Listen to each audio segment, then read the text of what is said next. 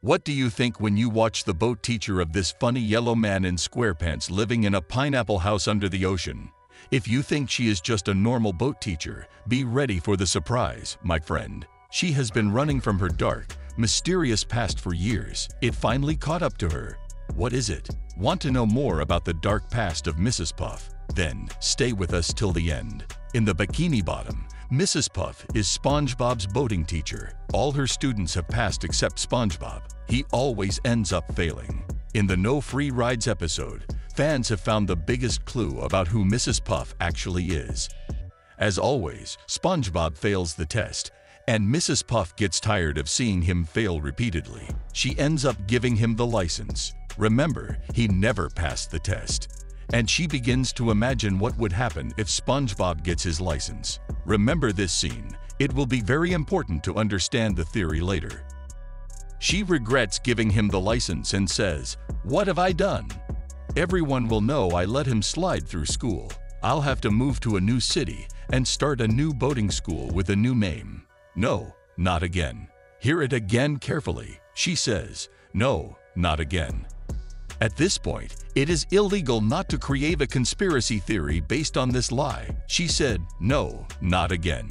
This indicates that Mrs. Puff is from a different town and owns a boating school. Buckle up for the biggest reveal. Mrs. Puff might not even be her real name. If you go through what she said again, you will hear her saying, "Everyone will know that I let him slide through school. Not again." This can be interpreted as she had bad students like SpongeBob in her old boating school. She gave the license to them just like she did to SpongeBob. This might have led to a terrible situation that made her close her boating school and move to a new town to start a new life. During this time, we get a flashback of when she opened up her school. She takes a pledge saying, "With the opening of my new boating school, I pledge that as long as a student is willing to learn, I shall never give up."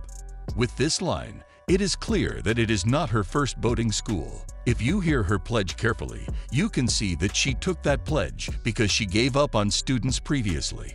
If you consider one of the recent episodes, Lighthouse Louie, there is a scene where SpongeBob has to clear Mrs. Puff's stuff from the lighthouse. There is so much stuff in there, but one of the most important things is a file named Mrs. Puff.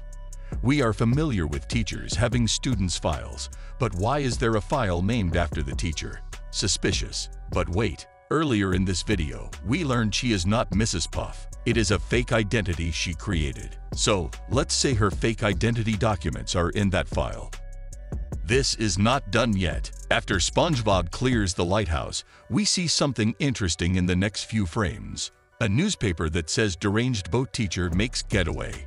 We get lots of information from this newspaper. It is from Kelp City, which tells that Mrs. Puff is from Kelp City. The caption in the newspaper says that she distracted police authorities with balloon animals. I hope you remember that Kelp City has no free rides. So it is clear that whenever Mrs. Puff commits crimes, she distracts the authorities using balloon animals. If you still need convincing about this, you can clearly see the picture of Mrs. Puff in the newspaper. What more evidence do you need? To confirm that it is Mrs. Puff, you can see that exact picture when she imagined what would happen if she gave the license to SpongeBob. She imagines reporter Fish reporting her, and you can see the picture of her, which is the same as that of the newspaper.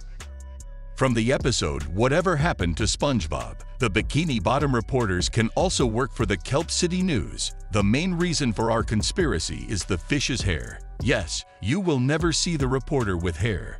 Fish has hair only in Mrs. Puff's imagination. That is because she does not imagine him as he is now. She remembers him from years ago when he reported her from Kelp City. She has been running away from her past for years, and this situation with SpongeBob has pushed her to the edge. Don't believe us? Here is more proof of her insanity. You can see Mrs. Puff's nervous breakdowns throughout the series. It is mainly because of SpongeBob. She cared about SpongeBob in the beginning. In later episodes, you can see that she tries to kill SpongeBob. Yes, she tries to kill him to get him out of her life. You see SpongeBob walking towards her, makes her have a nervous breakdown. Hit the brakes, SpongeBob. Watch the tree.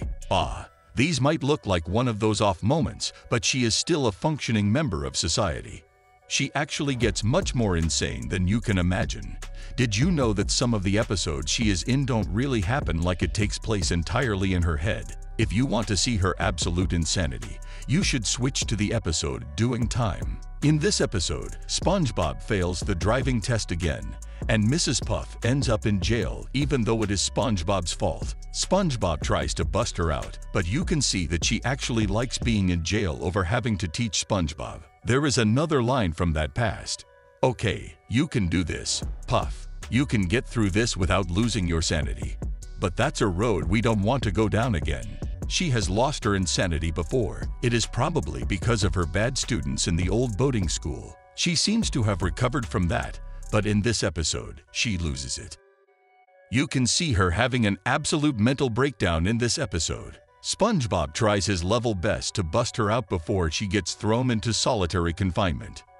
First, she sees each wall transforming into a giant laughing SpongeBob's face. Then she gets transported to the beginning of the episode, but SpongeBob goes to jail instead of her. The episode Police Arresting SpongeBob might be going on in her head, or she might have been caught up in the endless loop. This entire episode can be her imagination. She just imagined herself in prison. Wait, there is a reason why we think that way. She was wearing an orange jumpsuit in the entire episode, and she is suddenly in the prison uniform when she gets thrown into jail. She is wearing a prison uniform in her imagination. Why would she do that? In the episode Hall Monitor, the police officer says, "You already did your time," referring to the time Mrs. Puff went to jail. You can see that she is still wearing the uniform, but why? That is because, in her imagination, she thinks of teaching SpongeBob as a prisoner, even though she got out of jail. A few episodes later, when SpongeBob throws a house party, you can see everyone having fun, but she is sitting by herself and talking to an ice sculpture of SpongeBob.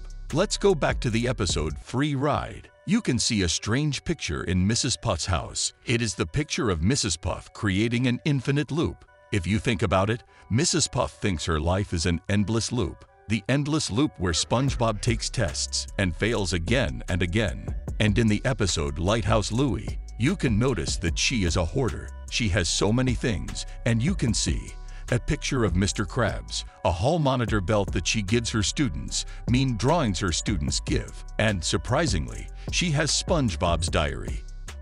But why? Why does a teacher have a student's diary? You can see his last time in the library. This is because Mrs. Puff is a kleptomaniac. She steals things from all the people's houses in the town. Stealing might be her way of coping with everyday's insanity.